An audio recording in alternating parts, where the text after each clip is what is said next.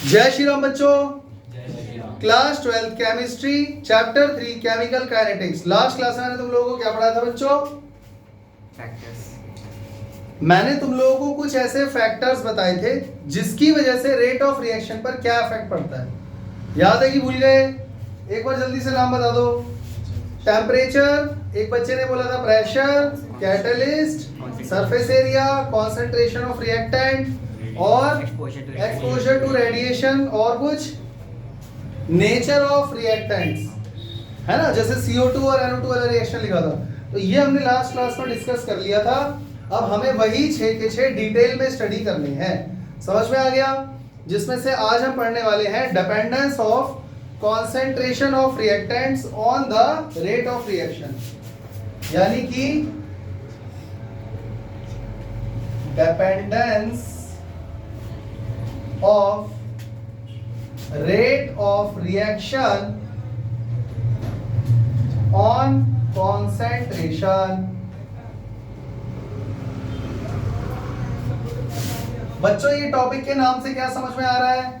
पहले आपको ये समझना होगा रेट ऑफ रिएक्शन क्या होता है। रेट ऑफ रिएक्शन मतलब रिएक्शन किस स्पीड से आगे जा रहा है, रिएक्शन कितनी तेजी से इक्विलिब्रियम को अचीव कर रहा है।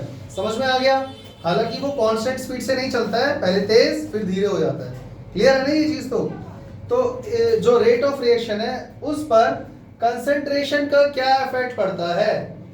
अब बच्चों मेरी एक बात कान खोल के सुन लो। रेट ऑफ रिएक्शन फाइंड करने के लिए ये तो सच है कि minus delta R by delta T और plus delta P by delta T लिखते हैं। ये तो सच है, ये हमने पहले ही लेक्चर में पढ़ा था। पूरा एक लेक्चर इसी को समझाने में लगा था।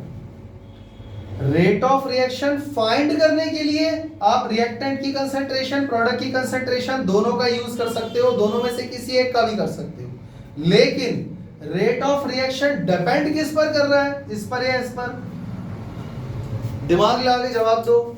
फर्क समझ में आया मैंने क्या बोला? रेट ऑफ रिएक्शन फाइंड कैसे करते हैं? दोनों मेथड सही हैं। Decrease in concentration of reactant और increase in concentration of product, दोनों में से किसी से भी आप आंसर निकाल सकते हो, फाइंड कर सकते हो। ये सच है, पर सवाल ये है कि रेट ऑफ रिएक्शन इन दोनों में से डिपेंड किस पर कर रहा है? जल्दी बोलो बच्चों, डिपेंड किस पर कर रहा है? प्रोडक्ट पे कैसे डिपेंड कर सकता है बच्चों? जो दुनिया में बाद में आया वो तो बेटा हुआ ना, जो पहले आया वो कौन है? पापा। तो पहले रिएक्टेंट था इस दुनिया में या पहले प्रोडक्ट था? तो रेट ऑफ रिएक्शन किस पे डिपेंड करेगा? रिएक्टेंट पे, क्योंकि जब टाइम t जीरो था तो रिएक्टेंट इस दुनिया में मैक्सिमम था और प्रोडक्ट था ही नहीं। बोलो हाँ। तो जब रिएक्शन शुरू ही नहीं हुआ, शुरू होने से भी पहले कौन था? सिर्फ रिएक्टेंट था, प्रोडक्ट था ही नहीं। इसीलिए रेट ऑफ रिएक्शन किस पे डिपेंड करता है? कंसंट्रेशन ऑफ R पे। ये बात मेरी समझ में आई या नहीं आई? फिर से दोहराऊं एक बार और। रेट ऑफ रिएक्शन फाइंड करने के लिए आप कंसंट्रेशन ऑफ रिएक्टेंट का यूज कर सकते हैं, माइनस dR बाई dt, और आप प्रोडक्ट की कंसंट्रेशन का भी इस्तेमाल कर सकते हैं, rate of increase of concentration of product. सही है गलत है? लेकिन सवाल यहाँ पर ये है कि रेट ऑफ रिएक्शन डिपेंड किसकी कंसंट्रेशन पे कर रहा है? डिपेंड वो कर रहा है कंसंट्रेशन ऑफ रिएक्टेंट ओनली। नहीं आई मेरी बात समझ में? इसका मतलब हम यहाँ पर लिखेंगे कि rate of reaction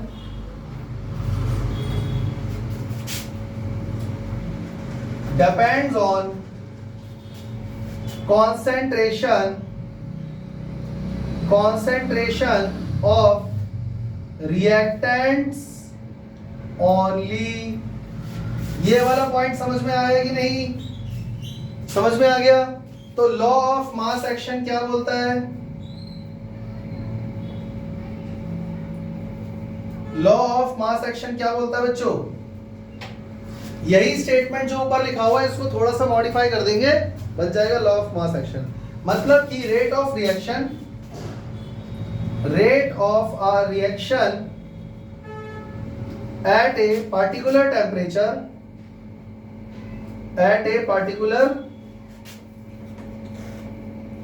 temperature is equal to the product of concentration of reactants। समझ में आ गया? जिसको ये बात समझ में नहीं आई उसको मैं अलग तरीके से समझा रहा हूं। बच्चों देखो, मान लो ये है A प्लस B बन गया C प्लस D। रिएक्टेंट कौन है और प्रोडक्ट कौन है?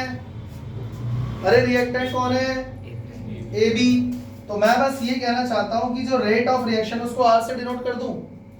Rate of reaction is directly proportional to concentration of A and concentration of B। इसकी पावर भी होगी A और B। मेरी बात समझ में आ गई? ये स्टेटमेंट पूरा नहीं, अधूरा है। जब इसको मैं कंप्लीट करूंगा रेट लॉ बन जाएगा। क्या बन जाएगा? Rate law. मैंने अभी खाली लॉ ऑफ मास एक्शन लिखा है, जिसमें मैं ये बताना चाह रहा हूं, या वो साइंटिस्ट जिसने भी ये बनाया वो ये कहना चाह रहा है कि किसी भी रिएक्शन का जो रेट होता है वो रिएक्टेंट्स की इनिशियल कंसेंट्रेशन के डायरेक्टली प्रोपोर्शनल होता है with raise to some power. और वो सम पावर में पावर क्या लेनी है मुझे नहीं पता। समझ में आ गया?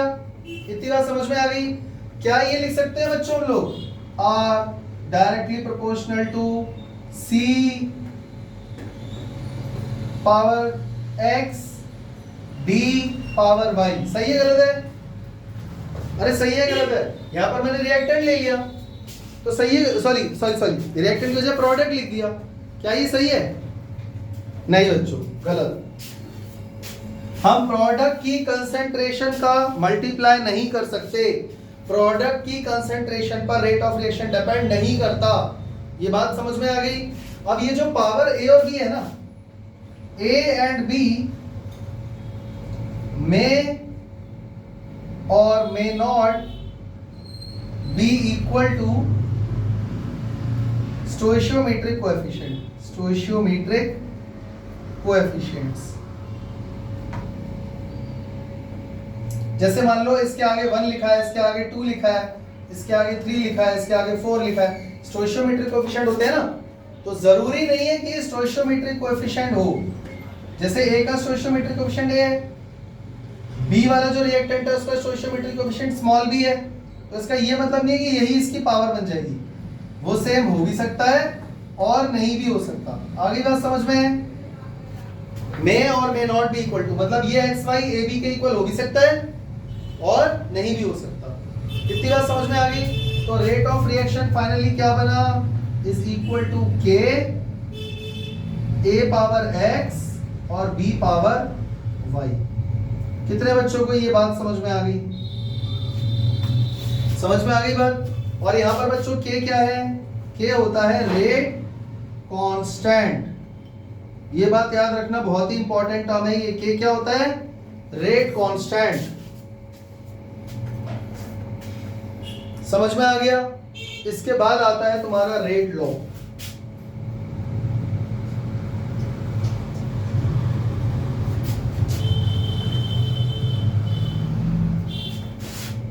Rate law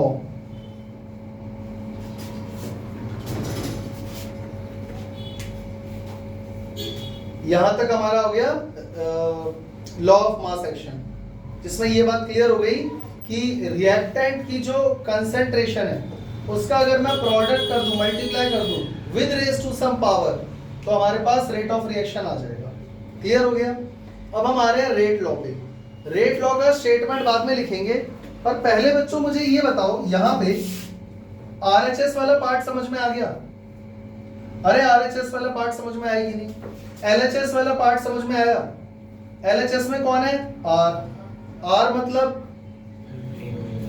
rate of reaction.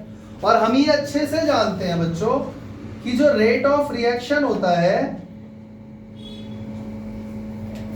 वो क्या होता है, माइनस का D R by D T. बोलो हाँ।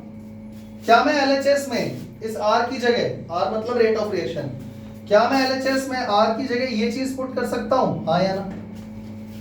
Plus DP by D T put कर सकता हूं, हाँ कर सकता हूं, क्योंकि रेट ऑफ रिएक्शन फाइंड तो हम डीपी बाई डी टी से भी कर सकते हैं, लेकिन हम लोग फिर भी रिएक्टेंट ही पुट करेंगे। उसका रीजन ये है क्योंकि राइट हैंड साइड में भी रिएक्टेंट्स ही है सारे, तो एलएचएस में भी हम कोशिश यही करेंगे कि रिएक्टेंट की ही कंसंट्रेशन के टर्म्स में रहे।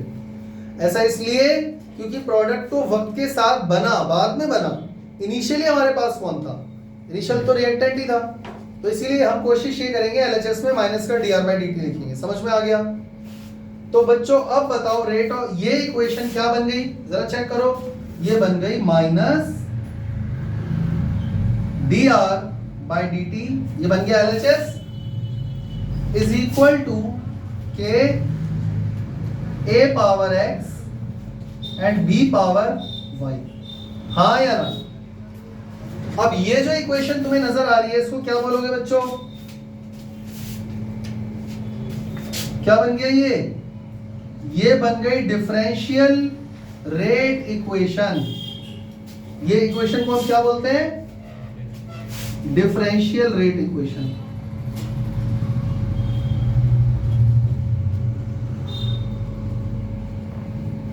क्योंकि इसमें डिफरेंशिएशन वाला टर्म आ गया, डेरिवेटिव वाला टर्म आ गया, तो ये बन गई डिफरेंशियल रेट इक्वेशन।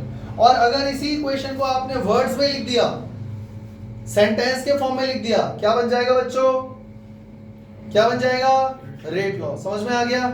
अब इसके लिए एक छोटा सा एग्जांपल लेते हैं बच्चों। मान लो इक्वेशन है small A capital A plus small B capital B which becomes small C capital C plus small D capital D. ये कोई जनरल रिएक्शन हो गई, समझ में आ गया? तो इसी से हमने ये चीज निकाली है। क्लियर हो गया ना? यहां पर जो स्मॉल ए और स्मॉल बी है ये कौन है, stoichiometric coefficients of reactants A and capital A and capital B. समझ में आ गया ना? तो प्रोडक्ट से तो हम ये फिलहाल मतलब ही नहीं रख रहे, रिएक्टेंट से मतलब है, तो स्मॉल ए स्मॉल बी क्या है, स्टोइशियोमेट्रिक कोएफिशिएंट। अब ये जो a की पावर और b की पावर है ना, यहां पर इसके स्टोइशियोमेट्रिक कोएफिशिएंट आ भी सकते हैं और नहीं भी आ सकते, तो इसीलिए मैंने यहां पर x और y लिखा हुआ है। आ गई बात समझ में? मेरी बात समझ में आ गई? अब मुझे बताओ इस इक्वेशन को, डिफरेंशियल रेट इक्वेशन को वर्ड्स में कैसे लिखोगे?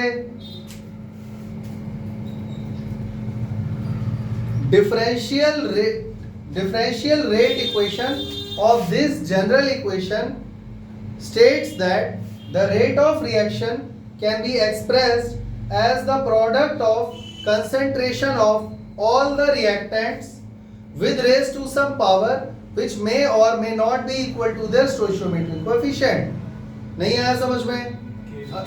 हाँ तो वो तो डायरेक्टली प्रोपोर्शनल बोला ना मैंने, rate of reaction is directly proportional to, अगर मिस हो गया तो आप ऐसे लिख लो, rate of reaction is directly proportional to the product of the concentration of all the reactants with raise to some power which may और may not be equal to the stoichiometric coefficient. हो भी सकता है उसके equal, नहीं हो सकता। Clear हो गया? जब आप बुक में देखोगे उसमें दिया हुआ है rate law is the expression in which reaction rate is given in the terms of molar concentration of reactant with each term raised to some power which may or may not be as same as the stoichiometric coefficient of the reacting species in a balanced chemical equation। मिला या नहीं? Page number 67 दाग दाग लिखा हुआ है, आप check कर लो, मिला या नहीं? अरे मिला या नहीं? तो रेट लॉ में क्या लिखेंगे बच्चों, जल्दी बोलो, याद रखना, rate law is an expression, ये एक ऐसी एक्सप्रेशन है in which जिसमें की रेट ऑफ रिएक्शन, ये क्या है, rate of reaction in which rate of reaction is expressed as इसको कैसे एक्सप्रेस किया जा रहा है बच्चों? Express as the product of molar concentration of all the reactants, या आप reacting species भी लिख सकते हो, with raised to some power, with raised to some power, which may or may not be equal to the stoichiometric coefficients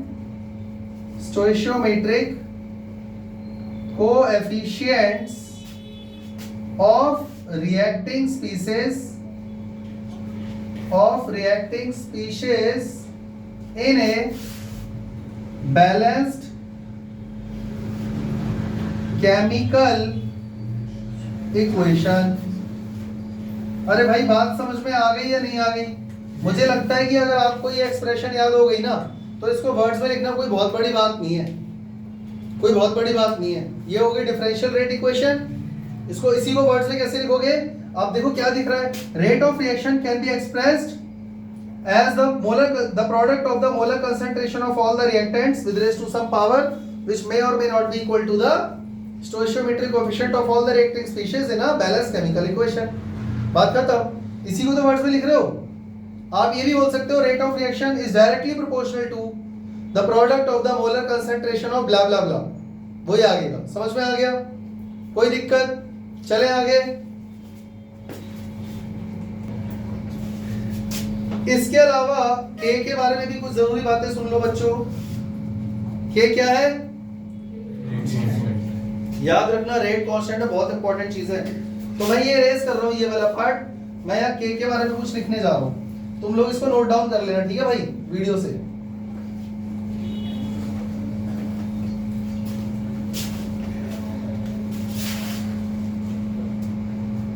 बच्चों के क्या है? Rate constant.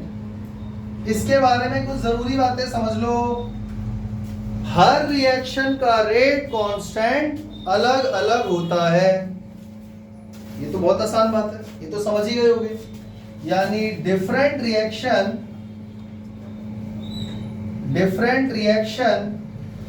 Has different value of rate constant.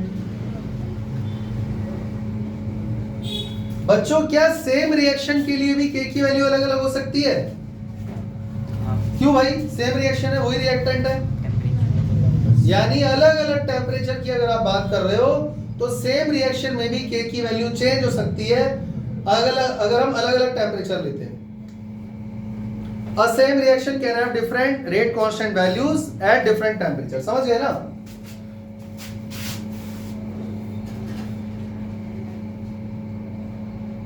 Value of rate constant के may be different for same reaction at different temperature.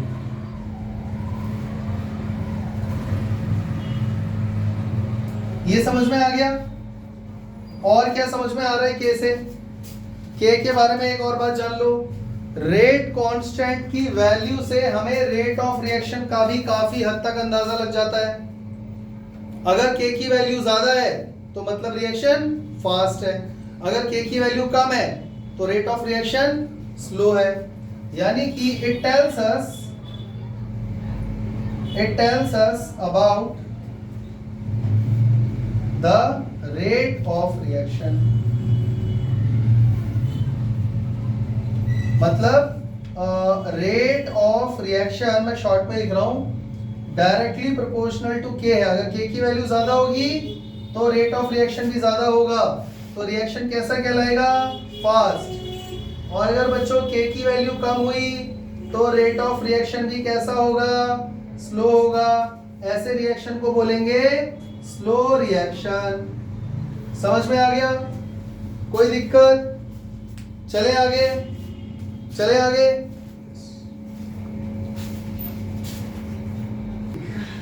Start कर दिया start. Rate law पढ़ लिया, differential equation पढ़ ली।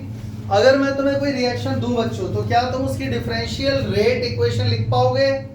देखो बच्चों, अब हम पढ़ने जा रहे हैं डिफरेंशियल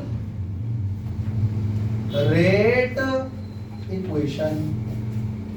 जैसे एक एग्जांपल मैं एनसीईआरटी से उठा रहा हूं, हमें दिया हुआ है एक equation 2NO G plus O2G becomes 2NO 2G। इसकी डिफरेंशियल रेट इक्वेशन क्या हुई बच्चों? क्या हुई बच्चों? इसकी डिफरेंशियल रेट इक्वेशन हो गई minus dr by dt is equal to K. Reactant कौन कौन है यहां पे बच्चों? NO और एक है O2। और बच्चों इसकी पावर क्या हो जाएगी? 2 और इसकी पावर क्या हो जाएगी? 1। इसको देखकर ये साफ साफ पता लग गया है कि भैया अगर हमें दुनिया में कोई भी रिएक्शन दी हुई होगी, हम आराम से उसकी रेट लॉ या डिफरेंशियल रेट इक्वेशन आराम से निकाल सकते हैं, हाँ या ना? क्योंकि देख लो, इसका स्टोइचियोमेट्रिक कोएफिशिएंट क्या है बच्चों? 2। इसका क्या है?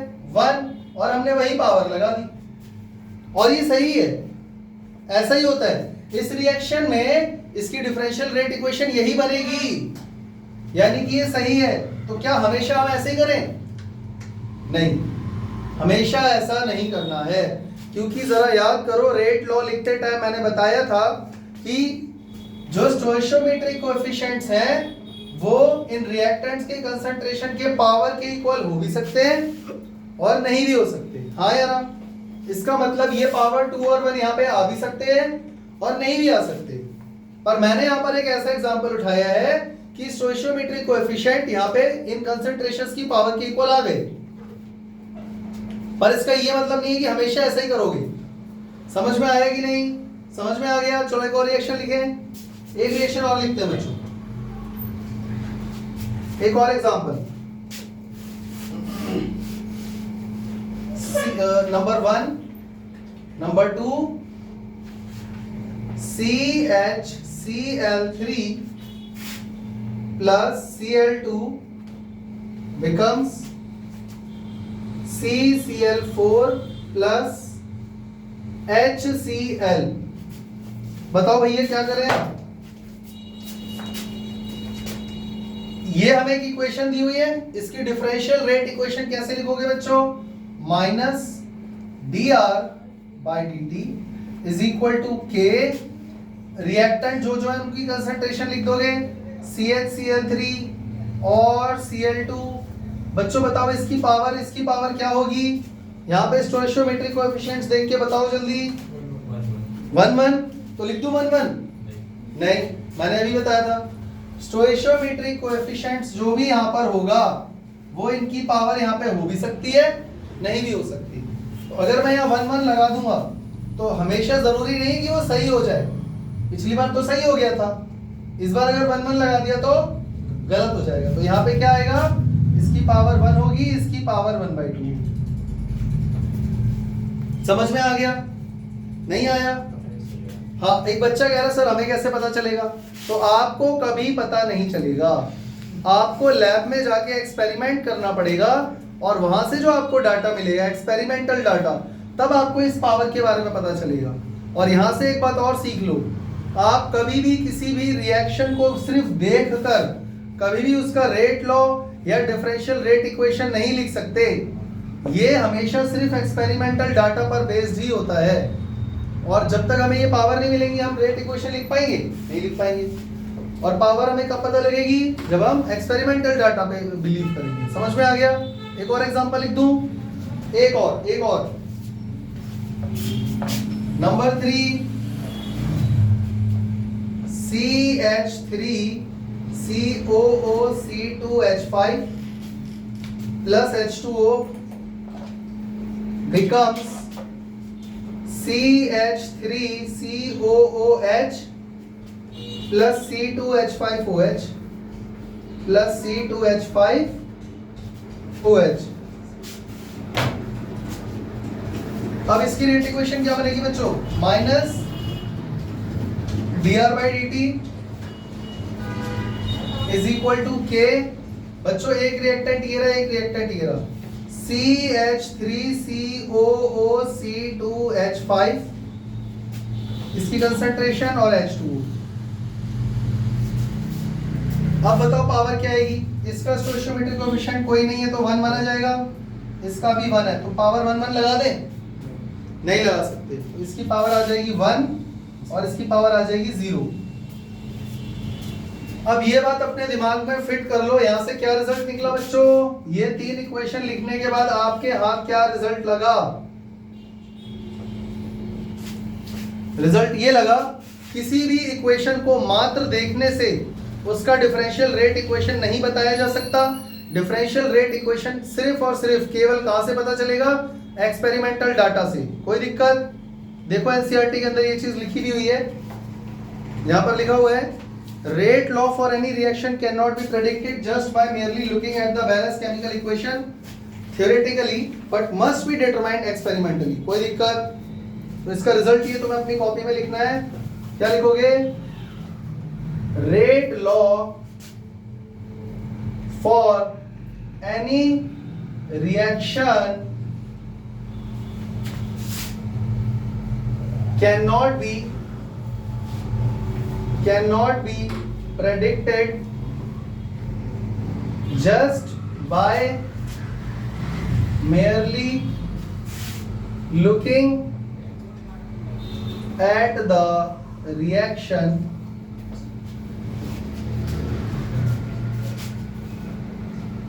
मतलब कि theoretically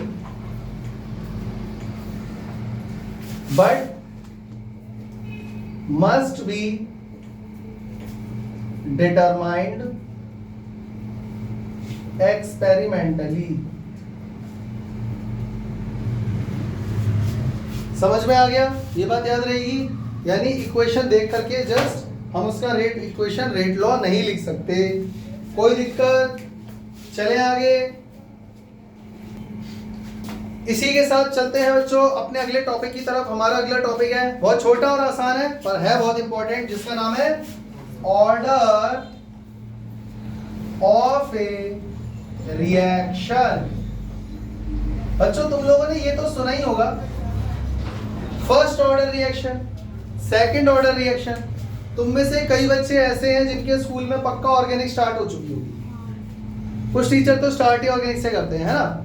तो अभी तक कुछ रिएक्शंस ऐसे आए होंगे, आपने सुना होगा first order reaction, second order reaction, SN1 SN2, order तो सुना है ना? तो ये ऑर्डर का मतलब क्या होता है बच्चों, और ऑर्डर फाइंड कैसे करते हैं, वही हम लोग पढ़ने जा रहे हैं। देखो बच्चों, जो रेट इक्वेशन होती है, रेट लॉ, रेट एक्सप्रेशन या डिफरेंशियल रेट इक्वेशन, तीनों बातों का एक ही मतलब है, वही जो अभी हम लिख रहे थे 1 2 3। ये जितनी भी रेट लॉ या रेट एक्सप्रेशन वाली इक्वेशन होती हैं, इनमें रिएक्टेंट्स की जो भी पावर है ना, जितने भी रिएक्टेंट्स हैं उनकी जितनी भी जो भी पावर है, आप उन सबको क्या कर दो? प्लस। और अगर आप ऐसा करोगे तो हमारे पास क्या आ जाएगा? Order of reaction. That's it, खत्म। कोई दिक्कत? समझ में आया? क्या बोलते हैं ऑर्डर ऑफ रिएक्शन को? द सम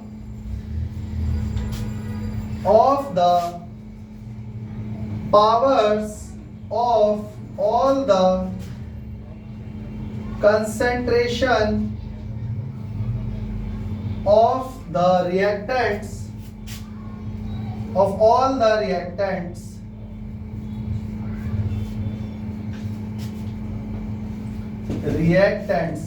एक सेकंड पॉज करो। The sum of the powers of all the concentration of all the reactants in a differential rate equation या रेट लॉ कह लो, gives us the order of a reaction। समझ में आ गया? अगर बच्चों नहीं समझ में आया तो एक एग्जांपल लेते हैं। वही reaction A plus B becomes C plus D। बच्चों इसका रेट ऑफ रिएक्शन क्या हो गया? रेट लॉ के according minus dr/dt is equal to K A power x और B पावर y। सही है गलत है? जरूरी तो नहीं है कि ये दोनों A और B आ ही जाएंगे, आ भी सकते हैं, नहीं भी आ सकते। तो मुझे बस आप ये बता दो कि ऑर्डर ऑफ रिएक्शन क्या होगा। ऑर्डर ऑफ रिएक्शन क्या होगा? x plus Y. खत्म। जरा चेक करो, ये जो मैंने बॉक्स बनाया, सिर्फ इतनी सी बात कोई स्टेटमेंट में लिखा है क्या? चेक कर लो। Rate equation, rate law, differential rate equation के अंदर रिएक्टेंट्स की कंसंट्रेशन की जो भी पावर है उन सबको जोड़ दीजिए, आपके पास क्या आ जाएगा? Order of reaction. कोई दिक्कत? इसके अलावा एक और बात जान लो, order of a reaction can be 0 1 2 3 ... a fraction or a fraction मतलब किसी ऑर्डर का, किसी रिएक्शन का जो ऑर्डर होगा वो 0 भी हो सकता है, 1 भी हो सकता है, 2 भी हो सकता है, होल नंबर भी हो सकता है और फ्रैक्शन भी हो सकता है। समझ में आ गया? इसके अलावा अच्छा बच्चों यहां से एक बात बताओ, अगर किसी रिएक्शन का ऑर्डर 0 हो गया, अगर किसी रिएक्शन का ऑर्डर 0 हो गया, ये मैं तुम्हें अलग से एक बात बता रहा हूं। मान लो बच्चों ये रिएक्टेंट है, ये बन गया प्रोडक्ट, माइनस dr/dt क्या हो गया? Is equal to K reactant power 0। मैं स्पेशली सिर्फ इसकी बात कर रहा हूं। ऑर्डर 0 कब होगा? ऑर्डर 0 तभी होगा जब रिएक्टेंट्स की सभी कंसंट्रेशंस की पावर का सम 0 होगा। मान लो एक ही रिएक्टेंट है और ऑर्डर 0 इसका तभी होगा जब इसकी पावर 0 होगी। इस रिएक्शन का ऑर्डर तो 0 हो गया ना? मेरी बात समझ में आ रही है? इससे क्या पता लगा? इससे ये पता लगा कि दुनिया के जितने भी 0 ऑर्डर रिएक्शन हैं उसमें रेट ऑफ रिएक्शन रिएक्टेंट की कंसंट्रेशन पर डिपेंड ही नहीं करता, क्योंकि आपकी पावर क्या हो गई? किसी की भी पावर 0 होती है वो क्या बन जाता है? तो K into 1 कितना हो जाएगा? K। क्या रिएक्टेंट की पावर, क्या रिएक्टेंट की कंसंट्रेशन पे डिपेंड कर रहा है रेट ऑफ रिएक्शन? नहीं। इससे बच्चों क्या रिजल्ट निकला? इससे ये रिजल्ट निकला कि all the 0 order reactions in, result ये निकला, for all the 0 order reactions rate of reaction is independent from the concentration of reactant।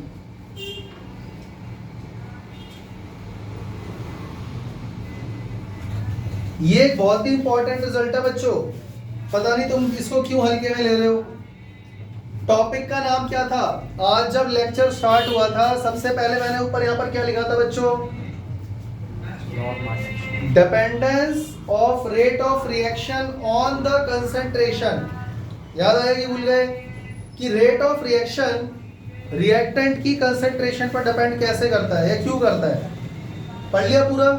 और लास्ट में आगे नतीजा क्या निकला कि रिएक्टेंट की कंसंट्रेशन पे डिपेंड ही नहीं कर रहा रेट ऑफ रिएक्शन, पर ऐसा सिर्फ तभी होगा जब 0 ऑर्डर रिएक्शन होगा, ओनली फॉर 0 ऑर्डर रिएक्शन। समझ में आ गया? यानी अगर जीरो ऑर्डर रिएक्शन है तो ऑर्डर जीरो होगा।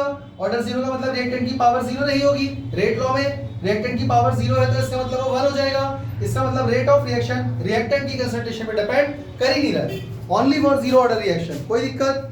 ये टॉपिक हमें तब समझ में आया जब हम ऑर्डर ऑफ रिएक्शन पढ़ रहे थे। समझ में आ गया? चले आगे, चलते हैं अगले टॉपिक की तरफ। बच्चों एक और छोटा सा topic, unit of rate constant. बच्चों रेट कांस्टेंट कौन होता है? अरे बोलो भाई, रेट कांस्टेंट के होता है। क्या के की भी कोई ऐसा यूनिट होती है?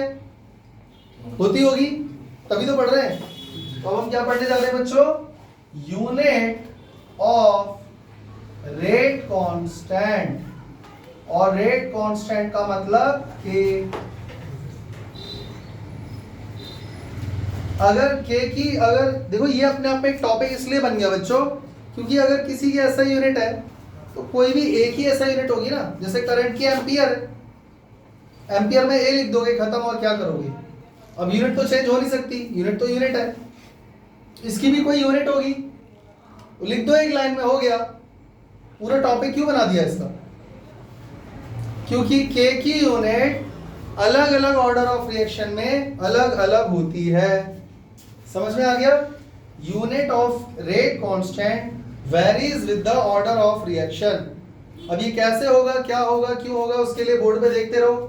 बच्चों पहले मुझे ये बताओ, मान लो मैं एक रिएक्शन लिखता हूं, ए ए, बी बी, सी सी और डी डी। समझ में आ रहा है? इससे हमारा रेट ऑफ रिएक्शन क्या बन गया? Minus D R by D T is equal to K A power X और बी पावर वाई। बोलो हाँ। बच्चों ऑर्डर क्या हो गया इस रिएक्शन का? ऑर्डर बोलो है, इसको एन मान लो बच्चों। एक्स प्लस, भाई एक्स और वाई नंबर ही तो होंगे, कोई फ्रैक्शन होगा, डेसिमल होगा, नंबर होगा, होल नंबर होगा, कुछ तो होगा। तो उनको जोड़ोगे तो कोई नंबर ही आएगा। ऑर्डर को एन मान लूं 2 मिनट के लिए, कोई दिक्कत तो नहीं है। अच्छा, हमें किसकी ऐसे यूनिट फाइंड करनी है बच्चों? टॉपिक तो ये है ना, हमें के की यूनिट फाइंड करनी है। तो यहां से के की वैल्यू क्या निकली पहले ये बताओ। K is equal to rate of reaction divided by, इस पूरे को रेट ऑफ रिएक्शन बोल दो बच्चों, कोई दिक्कत तो नहीं है। माइनस का साइन तो लगाने की जरूरत नहीं है ना। अरे ऐसा ही रेट ही तो फाइंड कर रहे हो। तो रेट ऑफ रिएक्शन अपॉन में आ गया A power X B power Y, कोई दिक्कत? बच्चों के is equal to rate of reaction. Rate of reaction इसकी ऐसे यूनिट क्या है पूरे की? मोल पर लीटर पर सेकेंड। मोल पर लीटर पर सेकेंड। क्या मैं लिख सकता हूं? Concentration upon time. ये जो मैंने यूनिट लिखी है बच्चों वो किसकी है? ROR, rate of reaction. और जरा चेक करो डिनोमिनेटर में क्या है? A कॉन्सेंट्रेशन, B कॉन्सेंट्रेशन, तो कॉन्सेंट्रेशन की पावर x प्लस वाई हो जाएगी। चेक करो ना, है तो कॉन्सेंट्रेशन ही, power x, concentration power y, क्योंकि आप यहाँ पे यूनिट पुट करने वाले हो ना की वैल्यू, तो पावर ऐड ही होनी है। बात समझ में आ रही है? तो बच्चों क्या बन गया?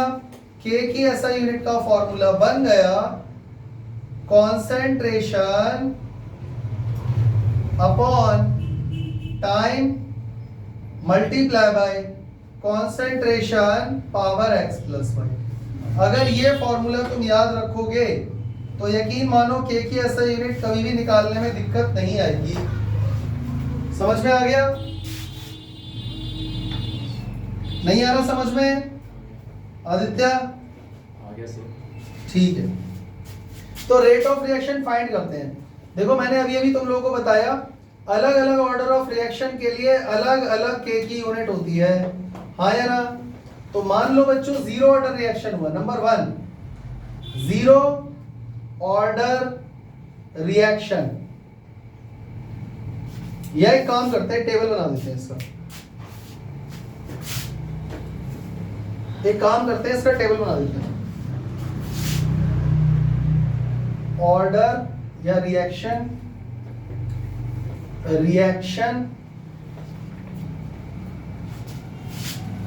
ऑर्डर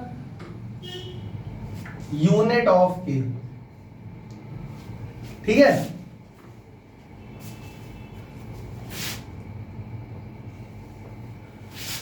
मान लो हम बात कर रहे हैं जीरो ऑर्डर रिएक्शन की। बच्चों अगर जीरो ऑर्डर रिएक्शन तो ऑर्डर क्या हुआ, जीरो ही हुआ ना। बच्चों अगर ऑर्डर जीरो है तो n की वैल्यू क्या हो गई, n की वैल्यू क्या हो गई, n की वैल्यू यहाँ पे जीरो। ये x प्लस वाई की जगह n लिख सकते हैं, नहीं लिख सकते हैं? अरे भैया x प्लस वाई n ही होता है ऑर्डर। जरा चेक करो न्यूमरेटर में क्या है, मोल पर लीटर। कॉन्सेंट्रेशन की यूनिट क्या होती है, मोल पर लीटर। तो एक और फॉर्मूला लिख देते हैं के का, मोल per litre upon sorry time का हो गया सेकेंड, और यहाँ पे मोल पर लीटर पावर n। कोई दिक्कत बच्चों? और इसकी पावर 1, मतलब मेरे ख्याल से ज्यादा बेटर ये रहेगा।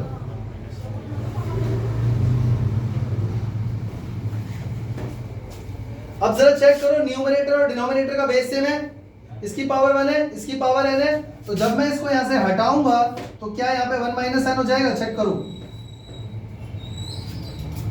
बोलो हाँ। अब नीचे कौन बचा, सिर्फ सेकेंड।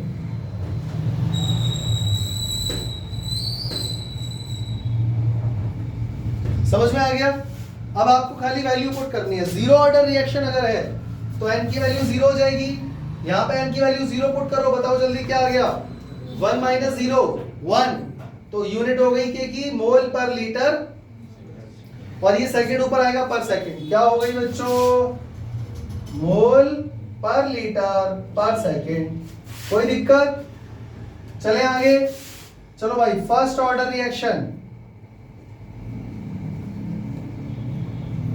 ऑर्डर क्या हो गया, n की वैल्यू क्या हो गई, n की वैल्यू 1 पुट करो, 1 माइनस 1। न्यूमरेटर में क्या बचा, 1 अपॉन s पर सेकेंड। अब बात करते हैं सेकंड ऑर्डर रिएक्शन की। सेकंड ऑर्डर रिएक्शन का ऑर्डर क्या हो गया, n की वैल्यू 2 पुट करो, 1 माइनस 2 कितना हो गया, -1। तो इसकी सबकी यूनिट चेंज हो जाएगी, लीटर पर मोल पर सेकेंड। नहीं आया समझ में?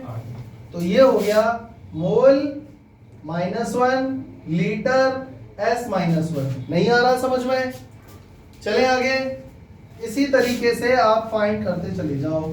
अगर थर्ड ऑर्डर रिएक्शन हुआ तो ऑर्डर 3 हो जाएगा। 1 माइनस 3 कितना हो जाएगा, -2। तो मोल -2 L2s-1। अगर ऑर्डर 4 हो गया तो कर लोगे या करके दिखाऊं? जल्दी बोलो, पक्का कर लोगे? अब मुझे ये बताओ बच्चों,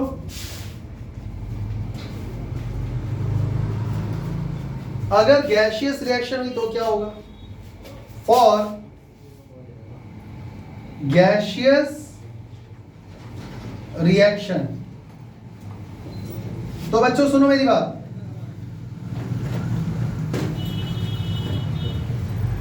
zero order reaction, first order reaction, second order reaction, third order reaction,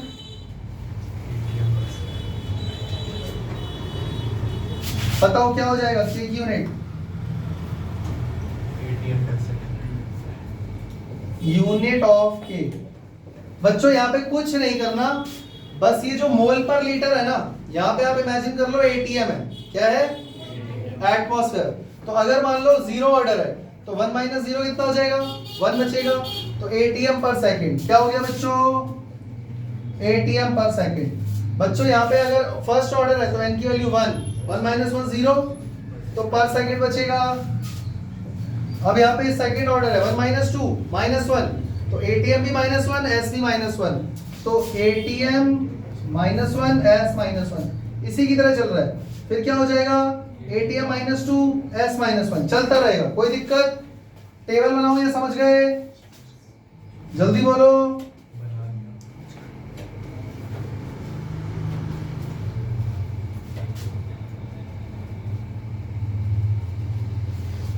clear हो गया, चले आगे। बच्चों क्या इससे हमें कुछ फायदा होगा? अगर मुझे ऑर्डर ऑफ रिएक्शन फाइंड करना है, ध्यान से सुनना, मैंने के की यूनिट याद कर डाली। मान लो किसी बच्चे ने के की यूनिट ही याद कर डाली। जीरो ऑर्डर के लिए क्या है, मोल पर लीटर पर सेकेंड। फर्स्ट ऑर्डर के लिए पर सेकेंड देख लो, उसके बाद पर मोल लीटर पर सेकेंड सेकेंड ऑर्डर के लिए। ऐसे मैंने याद कर लिया पहले से। मेरी बात समझ रहे हो? और अगर मान लो कोई ऐसा क्वेश्चन आ गया जिसमें न्यूमेरिकल में के की वैल्यू दी हुई है, न्यूमेरिकल में के की वैल्यू जरूरी है कि पूछे हमसे, क्या पता दे रखी हो, और के की वैल्यू उसने क्या दी है, for this given chemical reaction the rate constant is given as 2.06 into 10 power minus 4 mole per litre पर second.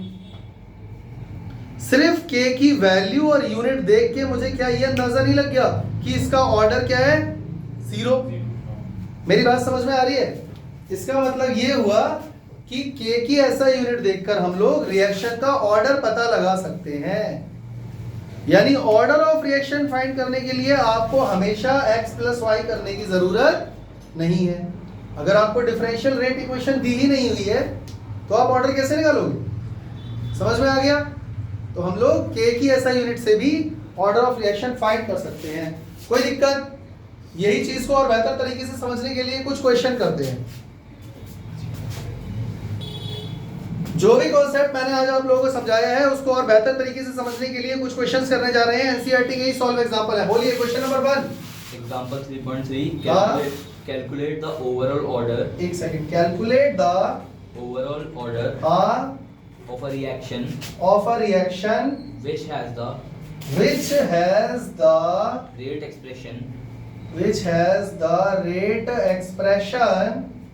a rate is equal to k into a power half into b power 3/2. Second part rate is equal to k a power 3/2 b power -1. ये हो गया हमारा एक question. एक और question बोल दो भाई। एग्जांपल 3.4 हाँ जी बोलिए। Identify the reaction find the reaction order from each of the following rate